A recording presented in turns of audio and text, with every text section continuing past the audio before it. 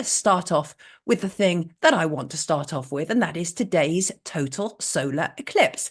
This will primarily be seen across 13 states in America, but the ripple effect will impact us all. However, there might be an opportunity to see a partial eclipse just before sunset to the west of the UK and Ireland between about 10 to 8 this evening and about 10 to 9 this evening. What this essentially means is the moon moves between the earth and the sun and creates a shadow, which if you are in the path of the eclipse today will result in about 3 to 4 minutes of darkness. Day will turn to night and then back again when the eclipse passes.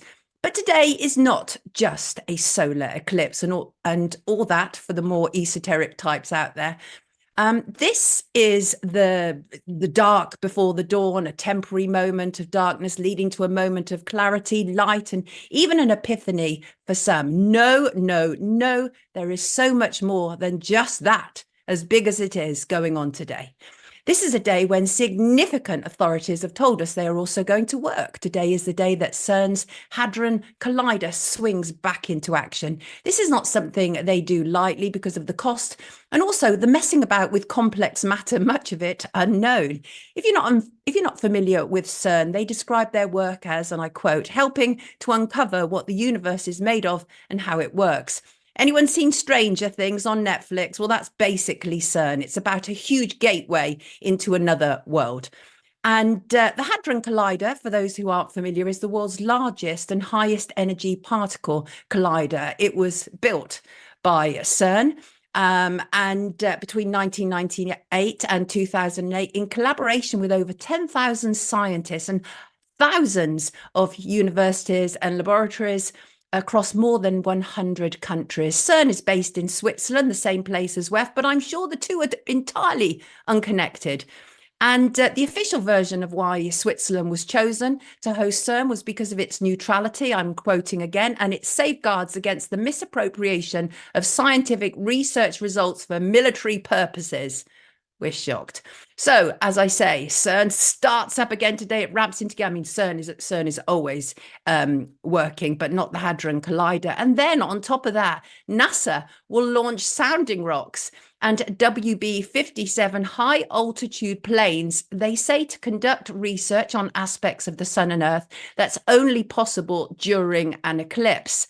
And they said it's really important to gather data on how the sun's disappearance affects the ionosphere. It creates disturbances that has the potential to interfere with our communications. Meanwhile, many knowledgeable people are deeply concerned with this degree of interference in a natural occurrence and have warned of earthquakes and tsunamis. However, that is not going to get in the way of eclipse chasers. With the eclipse comes an opportunity for businesses to make lots of money. It will be seen, as I say, across 13 states, from Mexico to the eastern tip of Canada, and many areas, including Rochester in New York, will experience an absolute boom in their economy. Little Rock in Arkansas and Fort Worth are other places that will benefit greatly from the visibility.